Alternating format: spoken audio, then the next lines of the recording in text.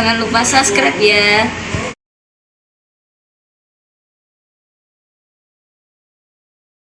Bismillahirrahmanirrahim. Niki perlu kula aturaken teng mriki karena zaman Rasulullah juga gitu. Pemerintahan Mekah itu dianggap presidennya itu Abi Sufyan. Muhammad dianggap rakyat. Niki eling-eling. Muhammad Abu Thalib dianggap rakyat. Ketika Nabi Muhammad rakyat dianggap balelo, Abu Sufyan enak ae. Muhammad dan kelompoknya karena ilegal, karena melawan pemerintahan sah, diembargo. Sehingga dalam tarikh-tarikh kan terkenal tuh Nabi sampai teng pinggir-pinggir gunung dari godhong mergo tenggene Astarul Ka'bah. Niku bolak-balik nasibe Ka'bah ku sial. Ka'bah niku wae Nabi Ibrahim, Nabi Muhammad putune, tapi di dinding Ka'bah itu pula pernah ada pengumuman embargo nak Muhammad diembargo, kudu diisolasi. Diisolir, disingkirno sehingga Kanjeng Nabi sekedar tuku pakanan ya ora iso. Sampai Nabi teng gunung-gunung mangan godhong. Mergo diisolir. Ironis pengumuman iku ditempel teng putih Ka'bah. Ya mergo Ka'bah sing nguasai Abu Sufyan CS, Abu Jahal apa? CS. Lah umpama niku kula balik malih. Lah umpama ukuran menang nganggo kekuasaan, berarti Muhammad tak wong gagal terus. Ngono lho maksud kula Kanjeng Nabi Muhammad tak wong gagal terus. Lah sesuk mbok terus-terusno Nabi bar Fatu Mekah kacek 3 tahun, 2 tahun terus kabundut. Berarti ya menangi sedelok kalah suwe terus-terusan. Ben-ben malah dilotok pikiran itu. Paham gini ku urusane pangeran gitu. Terus menang kalah niku nggih biasa waktu izuman tasya waktu ziluman tasya. Innahu fakkara wa qaddar. Nah ini balik teng cerita bahwa musuhnya Nabi Muhammad itu rata-rata para pemikir. Innahu fakkara napa wa qaddar. Jadi sampean saiki aja kaget nak musuh Islam itu orang-orang yang profesor, yang doktor, yang terpelajar aja kaget. Dulu ketika Nabi itu ummi. Nggih. Niki eling-eling monane ilmu tarikh urip-urip malih. Nabi niku tiyang ummi, orang yang tidak bisa baca tulis. Tapi musuhnya Nabi innahu fakkara wa qaddar. Orang-orang sing iso mikir. Wa qaddar dan bisa mensimulasikan pemikirannya, bisa mengimplementasikan, mensimulasikan pemikirannya. Jadi ngene misalnya. Kanjeng Nabi itu kan ya manusa kan. Manusa ya dolan barang. Jadi Nabi itu riyen cilike ya dolan. Termasuk dolan ning pandai besi. Ya wong jenenge wong cilik ya dolan ning tanggane. Ya wajar lah normal. Lah pandai besi delalah penganut Kristen, nang wong Nasrani. Nah ini ketika Nabi dadi nabi, wa qalu asatirul awwali naktatabah fayatum la ali bukrotau wa asila. Muhammad itu ora tau nabi, paling lho pengalaman sering dolan ning pandai besi lho terus. Asatirul awwalinak tatabah fayatum la ali bukrotau wa asila. Paling iku lho Muhammad itu roh-roh kitab suci lewat pandai besi lho. Dadi dekne krungu-krungu. Kadang ora. Kadang ya oleh komentar penak. Lho cah iku ora tau sekolah, cilik angon wedhus ujug-ujug ngomong Quran jen caidan. Jadi makanya ning terangno innahu fakkara fi ma yaqulu fil Quran alladzi sami'ahu minan. Apa Quran tak komentari piye? Yo komentari macam-macam. Termasuk komentar in hadza illa ifkun iftarahu wa anahu ali qaumun akharun. Muhammad itu ngarang Quran. Lah dekne duwe tim wa anahu ali qaumun akharun. Dekne duwe tim sing membantu. Jadi cara wong kafir Kanjeng Nabi sering jagungan ambek Abu Bakar ambek sahabat sing iman-iman. Iku tim suksese pengarang Quran. Jadi tim editore. Oleh kurang ajar. Jadi dhisik wong wis modern, musuh Nabi wis modern. Ya sampai disebut in hadza illa ifkun iftarahu wa anahu alai qaumun akhir. Ya padha nganti saniki nggih ngoten. Lawan-lawan Islam itu jeli sekali. Ya kok sampai nak delok tulisan-tulisan versi wong sekuler. Nak darani pondok itu monarki kecil. Berhubung kiai iku ora dadi raja, dia bikin monarki kecil. Di mana monarki kecil itu pesantren. Pak kiai sebagai raja nyatane santri yo nyucup yo diluk tenan dikongkon yo nurut. Itu bikin kerajaan-kerajaan kecil. Sehingga dengan image demikian kesane kiai kan otoriter, dipek menangi dhewe. Lho gue jegrang wong liya diluk. Anggap sidik kesel njuk pijet. Ngongkon ngalor ngidul, engko urusan politik ya fatwa sepihak. Loh, ketika dianalisis dengan demikian kiai kan kita elek itu karena terus ditulis oleh mereka bikin monarki kecil, kerajaan. Ya sampean takono cah, pemikiran model Cahaya nak darani pondok itu sistem monarki kecil ora kok. Pondok itu satu komunitas di mana di situ ada hukum sosial, santri yang kurang mangan mbek kiai ini, kiai yang kurang dipakani santri ini. Orang ngono, oleh ngamati gak ngono. Padahal faktanya kan begitu tuh. Kiai mbek santri kan wong latihan urip sama bareng-bareng ngaji ngono tok. Kadang kiai ini radine beras dikai santri ini, kadang santri ini sing kere isane mangan dikai. Ya ini, kadang tepaan wae pilkada rada makmur kan tok. Itu kan sederhana begitu kan. Tapi oleh mereka ditulis kiai itu menerapkan sistem monarki kecil, di mana seorang kiai jadi raja, santri jadi rakyat. Contohnya macam-macam. Delalah ono sing pas. Makanya sistem yang ditiru juga sistem poligami karena raja-raja dulu istrinya juga banyak. Lagi kiai ya banyak. Nah, itu kan wis digadok-gadokno sebagian gadok. Lenda itu kula namung cerita innahu fakar wa qaddar, betapa pengaruhnya pemikiran. Piye supaya Islam ketok kacau. Mulane sampean aja kaget nek ana kiai-kiai ngalim sira gelem kaji ki aja kaget, ya aja melok-melok. Mungkin ra level. Karena dalam sistem haji itu kan menguntungkan Arab Saudi. Yo ono sing cara berpikir untuk menunjukkan bahwa Islam itu murni. Mulane Rasulullah piyambak ra tau majibno kaji, ngger majibno kaji ditambahi manis tato ilai sabila sing mampu. Mbok suwe-suwe dipahami. Lah kok enak kon kaji ini Mekah bin Muhammad Bati. Dan itu pernah terjadi. Saat kiblat madhep teng Ka'bah. Niku komentar wong Yahudi nggih ngoten. Muhammad itu pepe asli Mekah ya, terus kiblat pindah ning Ka'bah. Mergo dekne asli Mekah. Sakjane Muhammad tuh ngerti nek kiblat tertua ya ning Palestina iku mergo bapake wong Palestina Ibrahim. Mestine ya madhep ning Baitus Sakhra. Ning Palestina.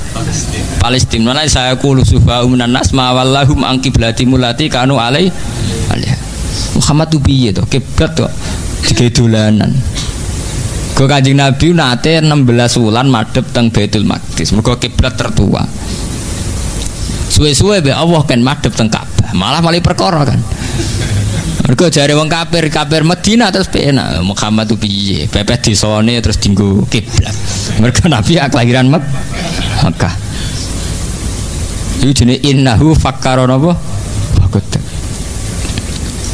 Mulane kula niku tambah iman mbek pangeran. Umpama kula ning donya ditakdirno iman mbek Quran niku kula mati mun wani. Pun niku mergi ketok nak Quran niku sing bener. Itu tadi. Yuriduna ayutfi'u nurallahi bi afahim. Pada akhirnya lawan-lawan Islam mateni Islam lewat silat lidah, lewat silat mulut. Bi afahim dengan pinter-pinteran silat lidah. Lah kok mboten sepundi? Peristiwa nasah mansuh. Nggih, hukum sing dirubah niku nak cara tiang-tiang Islam sing soleh. Nak rifi nasah mansuh itu satu perubahan hukum yang bersifat kondisional li maslahatil ummah. Bahwa nasah mansuh ngrubah hukum sing krana maslahate umat. Tapi wong Yahudi enak oleh provokasi, delok le nabimu pelin-pelan tenan. Wingi muni halal, saiki muni haram. Bar muni haram muni. Macam nasa mansuh kan ngrubah hukum, to ngrubah hukum terserah sing komentari itu.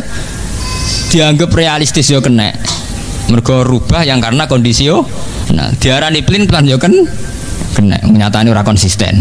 Di PKB saiki PKNU jenenge ora konsisten. Tapi karena jare sing seneng kan, iku jenenge kiai realistis, sadar kondisi yang berbeda yang mengambil sikap yang berbeda. Nah, tapi jare sing gedeng kan jenenge pelin-pelan.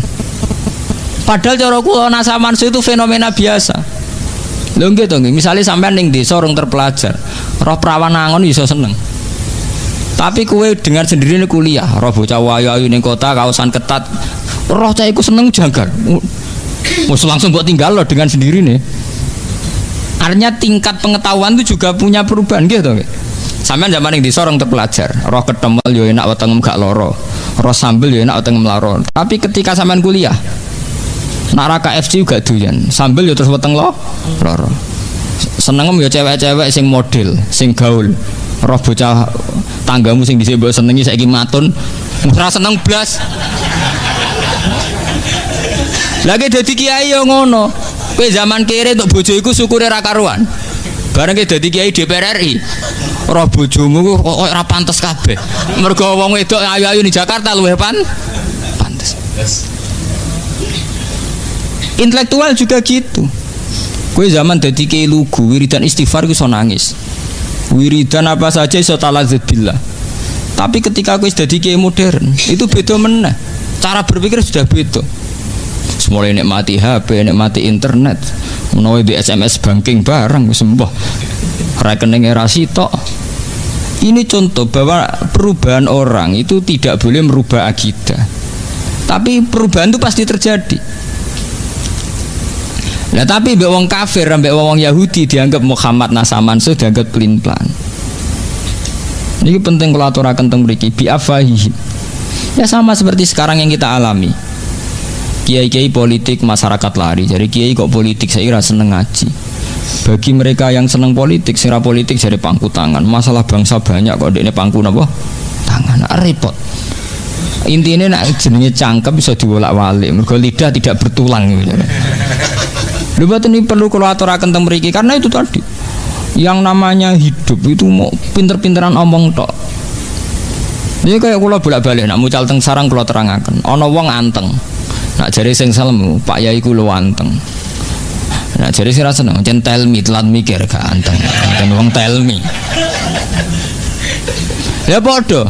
Nak kowe ndek kiai aktif, jari sing seneng Pak Yai itu aktif, dinamis. Jari sing ra seneng iku jenenge tak itu. Artinya wis ngoten begitu. Ya betapa satu fakta bisa dikomentari yang berbeda. Biasa. Ya kok kowe lagi seneng cawe itu. Nak ndak guyune manis mergo gingsul. Nak jare sing ra seneng wong untu ra rata. Wong gingsul artine untu gak rata.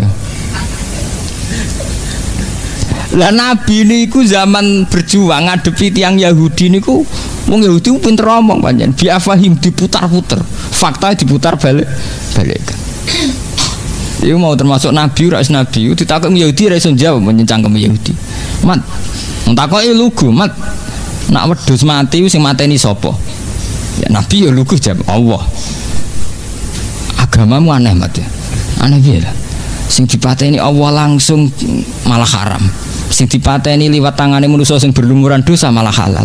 Kudune sing mati langsung luwih halal, Mat. Itu kan sentuhan Allah langsung. Orisinil. Lah nak lewat tangane manusa kan wis penuh dosa. Aneh, Mat. Agamamu aneh, Mat. Piye? Dadi wong jeneng Yahudi pinter biafahim. Pinter molak-malik fakta.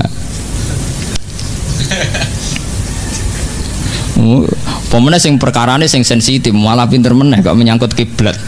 Nabi nate salat madhep Baitul Maqdis pindah ning Ka'bah. Lah Nabi madhep ning Ka'bah ya lucu pas ning Madinah, ning perantau. Delok le Muhammad iku. Ndekne kangen-kangene dhewe desane kok terus digo urusan agama. Dadi madhep Ka'bah itu dianggap Muhammad tuh kangen-kangene dhewe desane kok terus digo urusan agama. Piye to karepe cah iku piye? Itu jenis bi'afaim. Agama akan dirusak lewat mulut-mulut, lewat silat lidah. Ya begitu terus. Ya mulane ketika ulama-ulama hakikat, wong kok percaya mbek omongan niku bintu-bintune wong. Mergo omongan iso diputar. Mulane ana kiai sing ekstrem nek omongan sengak. Cara kula sebagian nggih setuju. Mergo wong omongan niku cek alus cek ora kena dipercaya. Ya nek bicara piye? Misale kita tersinggung. Misale kiai sepuh apa mugi Mbah kula jenengan dongakno husnul khotimah. Apa aku duwe potongan sul khotimah? Lah terus apa kan nak elek kabeh. Apa duwe potongan sul khotimah nganti mbok dongakno husnul khotimah. Misale kita salami templek 20, mbok anggap kiri to nganti mbok kei 20. Wong ngekei kemungkinane kan loro to. Nganggep ke buta. Lah artinya nak nganggo potensi sing pertama kan elek to. Posisi dikei kan elek. Lha iku zaman Nabi ki ngoten. Sebab niku Quran bolak-balik cerita bahwa Islam yang membunuh Islam itu bukan perang senjata tapi bi'afahi. Kula gada cerita menarik zaman A'agim poligami. Ya A'agim terkenal nih. Poligami itu saya punya kenal wartawan Islam termasuk wartawan soleh, dia orang baik. itu kan langsung jatuh. TV 5 ndak pakai semua. Biasanya bedino raine Agim. Saiki kan raine Agiman. Yang menarik kan langsung saniki mboten Agim tapi napa? Agiman. Agimi kan napa? Itu cerita teman saya itu. Saat media mengadili poligami, bahwa poligami itu sesuatu yang tidak benar, melahirkan ketidakadilan, bukti bahwa maniak seks dan sebagainya. Itu kalau Agim yang jatuh itu sepele sekali, karena Agim hanya seorang kiai, seorang mubalik. Tapi logika menjorokkan poligami itu yang rugi umat Islam, karena kebetulan Muhammad itu berpoligami. Kalau balik ini malah banyak penulisan tentang poligami kesannya menyudutkan Agim. Agim jatuh itu sepele sekali karena dia hanya seorang mubalek, seorang kiai.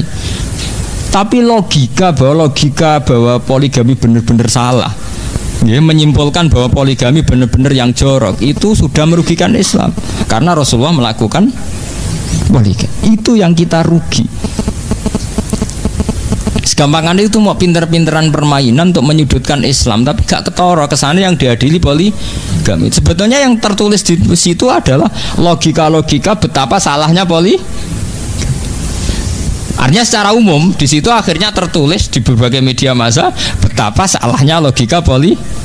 Sementara Nabi semua poligami, Nabi Ibrahim ya poligami, Nabi Muhammad poligami. Ya biafahim, poligami tidak dianggap nulung wong wedok, tapi dianggap bukti hiperseks yang berlebih. Padahal zaman Nabi sampean tahu sendiri, banyak perempuan sing lanang mati demi Rasulullah, dan banyak yang dinikahi Nabi umurnya 54 swidak papat. Kalau krono seks lha apa rabi wong tuwek-tuwek ya.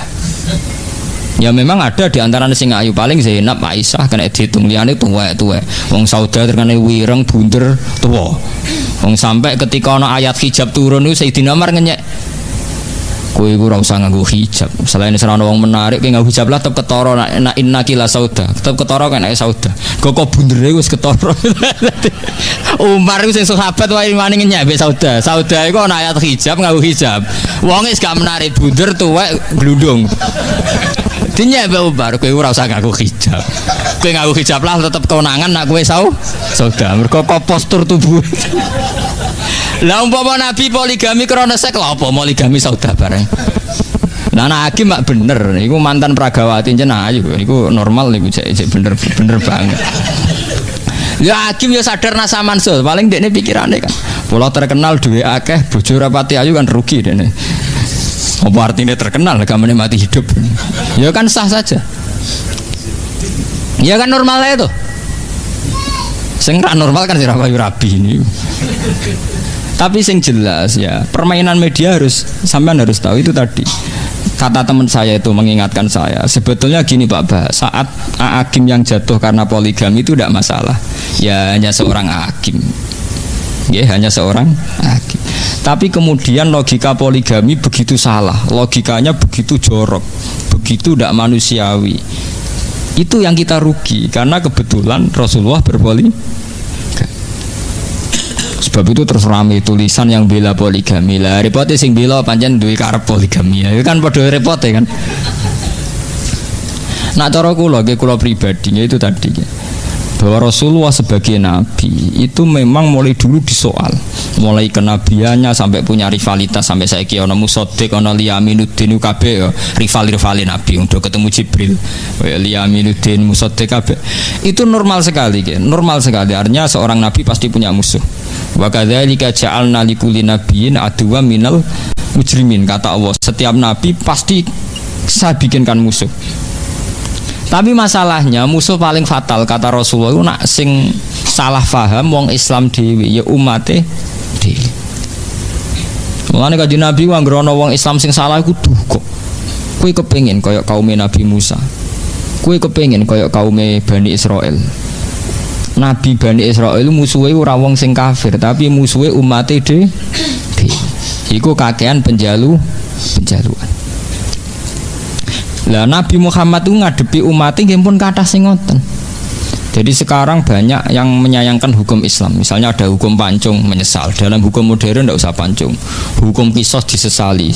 Sekarang dalam hukum modern nggak mengenal hukuman mati. Potong tangan disesali. Hampir semua tatanan hukum Islam disesali.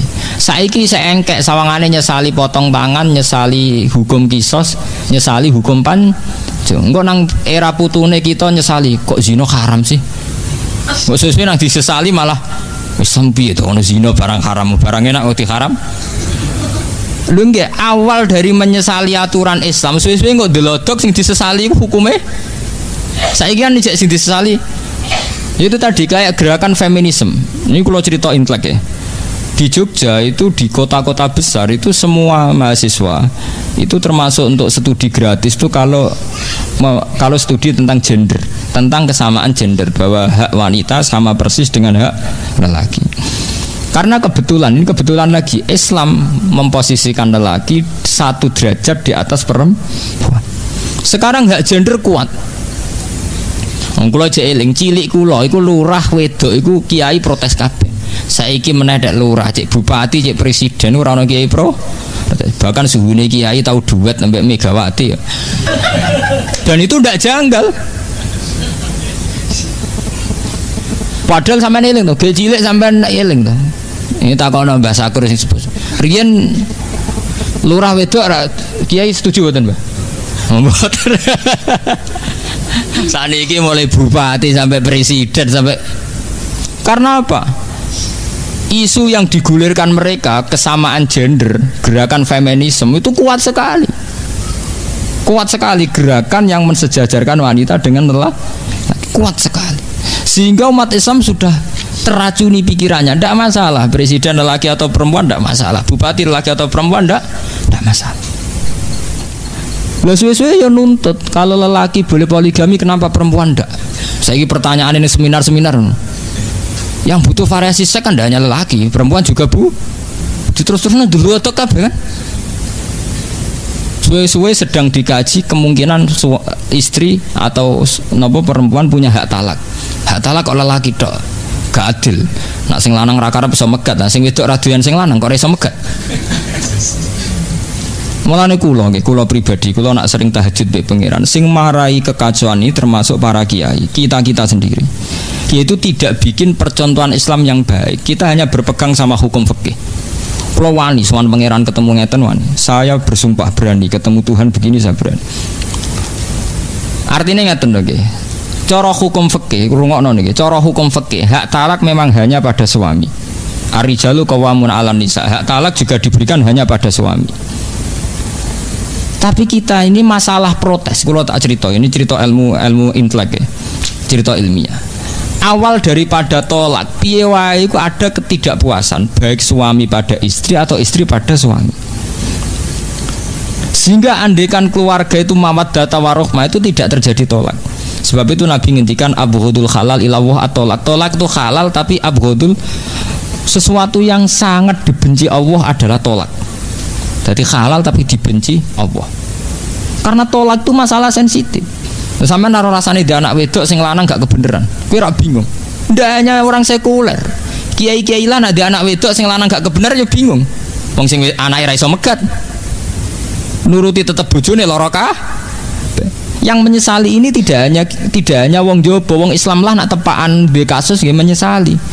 Saya berkali-kali bilang di seminar, tidak hanya kamu yang protes itu. Andaikan saya punya anak putri dan dikawin sama orang yang tidak kebenaran, saya juga akan ingin talak. Cuma saya tidak akan mengatakan bahwa Islam tidak adil. Ini wow lewat cara hulu, bahwa perempuan boleh mengajukan talak, cara Jawa lewat rafa. Tapi gini ku bolak-balik. Kiai-kiai kampung, kiai-kiai yang lugu itu ikut andil dalam memperparah keadaan. Kita tidak mempopulerkan hukum Islam yang lain di luar tolak. Sebetulnya harus kita populerkan bahwa dalam Islam tidak hanya tolak, ada khulu, ada fida, ada rafa. Cara Jawa apa?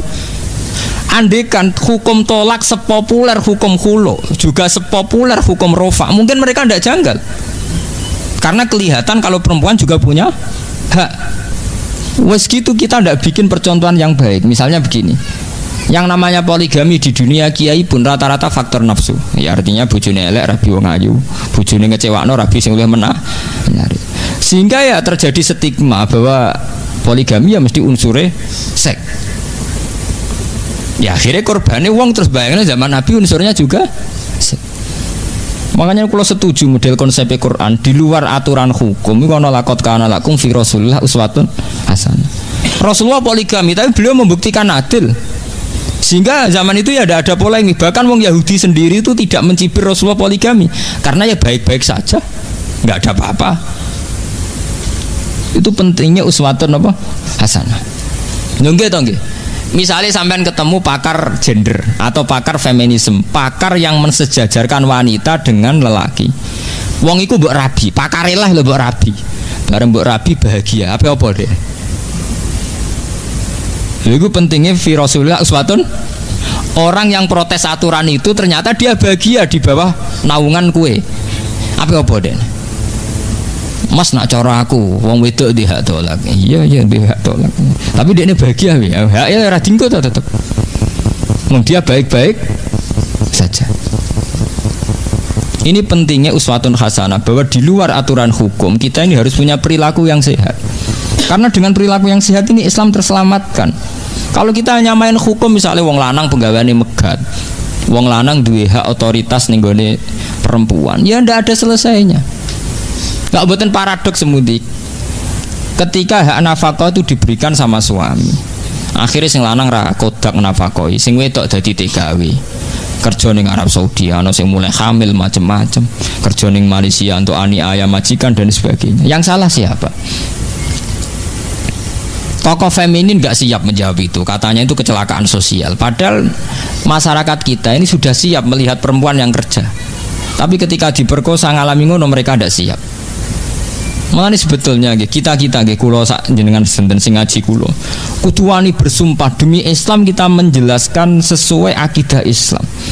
Misalnya begini kulo terangkan Islam itu anti perzinahan, anti pemerkosaan, sehingga perempuan yang kerja di luar atau yang berpotensi diperkosa atau dilecehkan seksual itu diharamkan. Sebetulnya pengharaman ini dimulai dari karena Islam anti zina, anti perkosaan.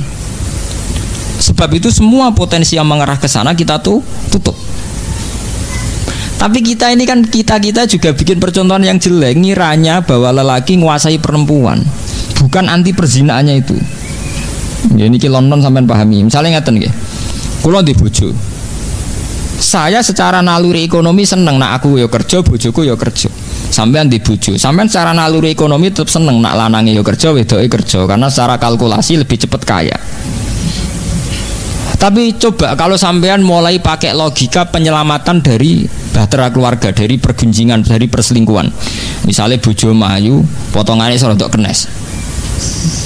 Kowe kan mikir daripada kerja dasar dibedani wong pertama beda tok suwe tok dinti. Wes nang ngono tak kekang ra usah kerja. Terus motivasi kamu itu bukan karena otoriter, mentang-mentang wong lanang wong wedok mbok ndem ning omah, tapi krana nolak berzina. Nah kita harus bikin percontohan itu bahwa semua pelarangan kita itu lebih karena melawan perzinahan atau melawan perselingkuhan. Gampangane cara bahasa umum melawan kemafsadatan. Dan itu Islam mesti diwelehno pangeran bolak-balik. Banyak orang yang memaksakan sing wedok kerja, TKW ning Arab Saudi sing hamil pirang-pirang, ning Malaysia sing dianiaya pirang-pirang. Itu cara kula alamat ke pangeran bahwa ketika kita memberi hak wanita ternyata tidak lebih baik. Nyatane ning TV-TV berita TKW dilecehkan ning Arab Saudi, ning Malaysia, ning Singapura pirang-pirang. Itu tadi hero Islam kita ini sudah minim sekali. Apa susahnya sih ngakui bahwa Islam itu anti zina? Apa susahnya? Sehingga kita meroteksi seorang istri bukan karena otoriter, tapi karena kita melawan perzinahan atau potensi perzinahan. Misalnya tidak sampai zina, potensinya kita lawan. Tapi ilmu ngeten pun entek, mergo orang itu sudah berpikir kapitalis. Iku ngono lanang wedok kerja cepet sugih. Dek lah mergo kowe melok kerja cepet sugih. Lah itu kan terus logikane kapitalis. Tapi tetap cemburu kan repot kan. Ngongkon kerja untuk hasilnya akeh tapi sing lanang tetap cemburu ya akhirnya uring-uringan. Kowe telepon SMS mbek sapa, Dek? Sing ngongkon kerja ya sapa? Saiki di relasi SMS-an kowe curiga. Sing ngongkon ya sapa? Lah iku kan dipek menangi dhewe, duwike gelem nampa, curigane jalan terus. Bareng uring-uringan kono relasine akeh, pegat to Mas. Wong lanang ora ketok lara. Relasi kadung akeh, luwih prospek. Misalnya konco dagange maco kowe mau klunak-klunuk, lho mboten iki perlu kula terangaken mriki bahwa Islam itu dirusak bi afwahi. Itu tadi. Para gerakan feminisme itu melihat Islam itu agama yang otoriter di mana memperlakukan wanita kayak budak, memperlakukan wanita tidak punya hak-haknya. Ironisnya umat Islam sendiri menterkenalkan tolak itu jauh di atas terkenalnya khulu dan rafa. Sehingga kesannya dalam Islam itu hanya ada nikah dan tolak. Dan itu semua pada suami atau kaum lelaki. Lho gitu, pancen ngumuri tenan nggih. Mulane kula setuju konsep Kanjeng Nabi. Kanjeng Nabi nak ngendikan wong sing nutupi ilmu iku sok ben uljima bil jamin minan nar, sok ben dibuwondo ning neraka. Engko termasuk awale Islam citrane elek mergo sebagian ilmu Islam ditutupi.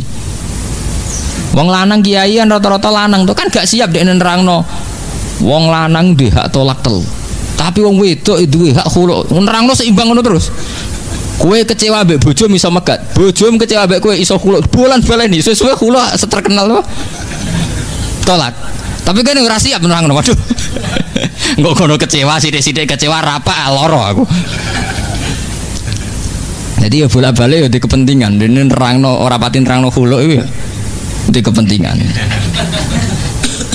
Padahal ning Quran pas bakat tolak itu jelas. At-talaqu maratan fa imsakum ma'rufin aw tahrisum aw tasrihum. Ini terusane ayat iku fi maftadat bi. Dadi apa indona yuqima hududawa fa in lam yuqima hududawa fala junaha alaihima. Ayat roja indona yuqima hududawa itu ayat roja itu kan ditutup fi maftadat bi.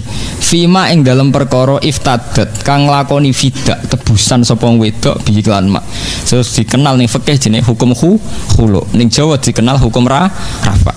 Jika suami istri merasa tidak bisa menunaikan tugas-tugas sebagai suami istri, itu perempuan selagi diberi hak tolak, si perempuan diberi hak khulu. Ya karek peminate sopo pertama nih sing duwe inisiatif megat. Nak sing inisiatif lanang disebut tolak, nak inisiatif sing wedok disebut khulu. Sebenarnya kan sebanding kan. Gitu. Nah, tapi kan yang kita terkenalkan hukum tolak tok, akhirnya sepi. Malah kula setuju kawin cara kula dadi menteri agama iku kawin tak wajib noten maca taklek. Ya taklek kesuwen ana 2 tahun nafkah lahir batin. Cara kula sak wulan ta 2 wulan. Ben jelas ya. Ajur-ajuran nak lah. Mergo ngene iku nggih. Citra Islam terhadap feminisme, terhadap menghormati hak wanita itu sudah hancur total. Mboten niku kula cerita tenan. Lah, ironisnya wanita-wanita kota, perempuan-perempuan kota itu sudah yakin sekali bahwa Islam yang menyangkut feminisme itu harus ikut paham feminisme, paham di mana wanita sejajar dengan lelaki. Ya akhirnya mereka nyaman saja jadi pegawai bank, jadi pegawai apa. Ya memang tidak haram, saya yakin itu tidak haram, ya enggak apa-apa. Tapi masalahnya kemudian tidak janggal ini, enggak janggal bahwa ini melahirkan efek, ini wow, efek potensi perselingkuhan, ya potensi lah, tidak harus terjadi, potensi ini sudah dianggap biasa saja. Padahal sing jenenge perselingkuhan perzinaan kayak apa antinya Quran, innahu kana fahisata wa sa'a sabila. Dimulane nak cara fikih kados muin nonton pun lunak, fikih muin pun sae kados paham ini pun lumayan. Perempuan itu tidak wajib haji kecuali ada mahramnya, atau tidak disertai mahram tapi ma'aniswatin kasiroh sikotin bareng sekelompok pasukan wanita. Coba saiki lah. Itu ujung-ujungnya mau sitok karena potensi perzinaan perselingkuhan adalah khuluwah persepen 4 mata lelaki mbek perempuan. Nah, kulo pribadi gak ada pendapat. Sebab itu misalnya sampean di anak wedok ayu, kerja ning pabrik tidak sebagai sekretaris utawa PRT itu lebih baik ketimbang jadi pembantu rumah tangga karena sering terjadi khuluwah mbek majikan. Lah anak kerja ning pabrik rak di depan umum, misalnya jam 8 sampai jam 4. Mane cara kula wong wedok sing dadi kondektur bis iku luwih halal timbang dadi PRT. Mergo di depan umum. Lho bis sing numpak bis sak mulai wong hidung belang, wong tukang zina, wong soleh ana kabeh. Tapi rong tahu to hingga kini wong do ngambung ning dhuwur bis. Piye wae di depan umum termasuk proteksi, termasuk nyelamet. Lho nggih to nggih. Kemungkinan perselingkuhan di depan umum kan kecil, kecuali sebenarnya ana iraedan wis ora ana wong koyo wedhus kabeh. Tapi kalau di khuluwah 4 mata itu jare Kanjeng Nabi ora ana wong wedok kumpul wong lanang wong loro ila seton salisuhuma kecuali ketiganya napa sih? Setan. Iku wong saleh wis rubah. Wong gambarane itu seperti yang digambar Al-Qur'an yang Nabi Yusuf walaqad hammat bihi wa hamma napa? Ya jenenge sak omah. Pertama ya gak menarik suwe-suwe anane iku kan. Sampai istilah walaqad hammat bihi ya mergo sak omah. Hal yang tidak terjadi pada orang fasik sekalipun kalau di depan lalu kulo nu sering gada saran nih, harusnya kayak Muhammadiyah, NU, semua ormas Islam menyarankan kalaupun wanita terpaksa kerja itu disarankan di tempat-tempat umum, misalnya di pabrik. Nah, tapi wong Jawa malah nganggep kondektur bis iku app. Misalnya cawe itu dadi kernet itu app. Nah cara kulo lumayan iku timbang dadi ya sekretaris pribadi atau apa luwih riskan kan. Potensi riskannya parah mana? Enggak. Paham nggih? Di saniki mulai tinggi nggih hukum meniki kula peringataken aturan-aturan Islam bahwa perempuan harus keluar sama mahram atau ma'aniswatin sikotin atau bareng kelompok napa perempuan. Maksud kula ngeten nggih. Selama ini ilmu-ilmu begitu itu kita anggap rutinitas. Kita ngaji mu'in tahu ilmu itu, ngaji wahab ilmu. Sebetulnya ini ilmu proteksi, ilmu untuk menjaga diri, kehormatan perempuan. Karena secara faktual orang-orang yang di bis di terminal asal pas rame-rame, nyatanya tidak ada perkosaan, tidak ada perselingkuhan. Sementara banyak kasus di mana orang podo soleh atau bermula soleh, tapi karena sering berduaan kecelakaan.